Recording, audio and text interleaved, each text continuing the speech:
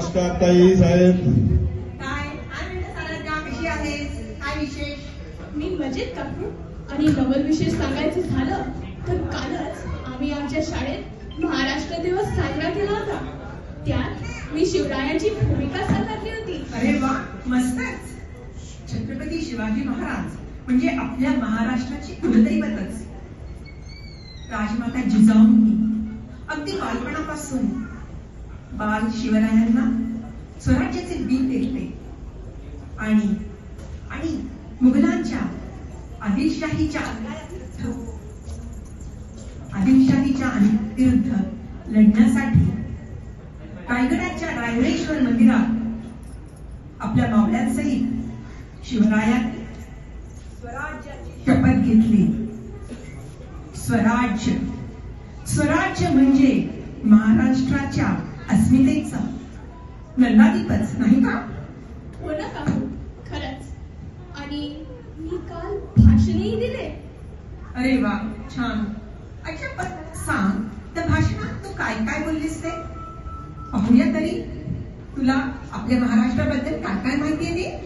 अहो काकू, 1 मे 1960 म्हणजेच आपल्या महाराष्ट्राचा स्थापना दिवस, नाही का?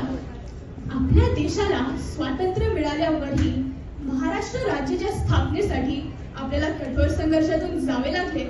त्यासाठी प्र. केत्रे, सेनापती बापट, SM जोशी, प्रबोधनकार ठाकरे इत्यादी अनेक लोकांनी जीवापाड परिश्रम घेतले. त्याचबरोबर 106 हुतात्म्यांनी तर आपल्या प्राणाची आहुती देखील दिली. अगदी बरोबर. आणि तुझ्या ही सगळी माहिती आहे हे ऐकून खरंच खूप छान वाटले आणि अभिमानही वाटला. आपल्या महाराष्ट्राचा इतिहास खूप थोर आहे, महान आहे, बरं का? हो बेटा, अगदी बरोबर. अजून एक, मुलींची पहिली शाळा, सतीबंदी, विधवा पुनर्विवाह, देशातील पहिले वर्तमानपत्र आणि दलित चळवळीच्या जागर देखील सर्वप्रथम कोठे झाला असेल तर तो आपल्या महाराष्ट्रातच. अच्छा, हे सर्व तर आता समजलं, पण बाबा एक मात्र काही कळलं नाही. विचारू का? महाराष्ट्र म्हणजे एकंदरीत एक भली मोठी जमीनच ना? नाही नाही, महाराष्ट्र म्हणजे जमिनीचा एक सामान्य तुकडा नाही. तर मग महाराष्ट्र म्हणजे नक्की काय हो? बेटा, संत ज्ञानेश्वर, संत तुकाराम यांची जन्मभूमी म्हणजे महाराष्ट्र. शिवरायांची कर्मभूमी म्हणजे महाराष्ट्र. बाबासाहेब आंबेडकर यांची संघर्ष भूमी म्हणजे महाराष्ट्र. आणि आपल्या सर्वांच्या मराठी, या सर्व इथे जमलेल्या सर्व मराठी बांधवांच्या मनातील स्वर्गभूमी म्हणजे महाराष्ट्र, म्हणजेच महाराष्ट्र. आणि तमाशाचा फळ म्हणजे महाराष्ट्र. आंबा, फणस, साग आणि माणसातील वाघ म्हणजे महाराष्ट्र. रानातील पळस, अंगणातील तुळस आणि मंदिराचा कळस म्हणजे महाराष्ट्र. सह्याद्रीवर फडकणारा भगवा म्हणजे महाराष्ट्र. विदर्भातील जंगलातून गर्जणारा वाघ म्हणजे महाराष्ट्र. मराठवाड्याचा मराठी बाणा आणि आपल्या मावळ्यांचा ताट करा म्हणजे महाराष्ट्र. कोकणच्या हापूसाचा गोडवा आणि खानदेशातील आई सप्तशृंगीचा जोगवा म्हणजे महाराष्ट्र. शिमगा होळी आणि पुरणपोळी, इरसाल हस्ती, मातीतील कुस्ती आणि राजकारणातील मस्ती म्हणजे महाराष्ट्र. अभंग, ओव्या, पोवाडे, भारूड यांचा श्रवणीय नाद म्हणजे महाराष्ट्र.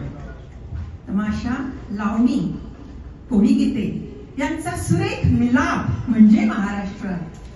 इथे एकीकडे परमेश्वरासाठी आतुरलेला भक्तही आहे आणि दुसरीकडे त्यातील एका भक्तासाठी 28 युगांपासून एका विटेवरती राहणारा एक पांडुरंगही इथेच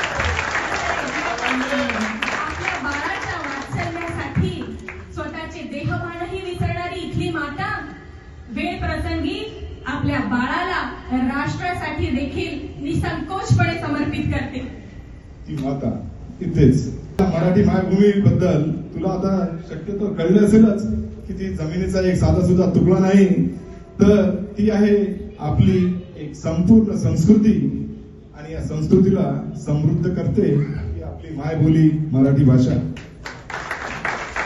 आपल्या या मराठी भाषेला आता अभिजात भाषेचा दर्जाही प्राप्त झाला आहे आणि त्यामुळे तिच्या प्रगल्भतेचा, तिच्या प्राचीनतेचा सर्वांनाही सर्वमान्य ती आता झालेली आहे, नाही का? हो बाबा, आता मला सर्व छानपैकी कळले आणि मनाला पटले सुद्धा. ज्ञानदेवांनी रुजवली ती भाषा मराठी, शिवरायांनी टिकवली ती संस्कृती मराठी, संतांनी वाढविला तो वान मराठी, आपली मायबोली, आपला अभिमान मराठी.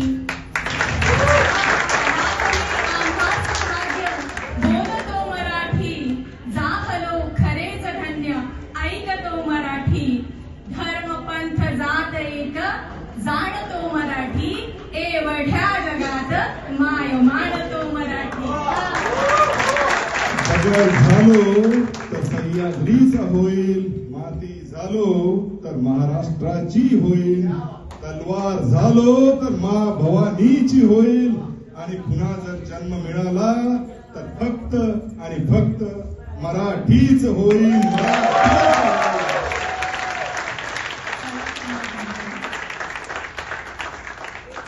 चला तर मग मंडळी, आपण सगळे मिळून एका ज्योतिर्मयी, प्रगतिशील आणि समृद्ध महाराष्ट्राच्या दिशेने वाटचाल करूया. भीती ना आम्हा तुझी मुळी की गडगडणाऱ्या नभा, अस्मानीच्या सुलतानीला जवाब देती जिभा. सह्याद्रीचा सिंह गर्जतो शिवशंभू राजा, दरी दरीतून नाद गुंजला महाराष्ट्र माझा. जय जय महाराष्ट्र, जय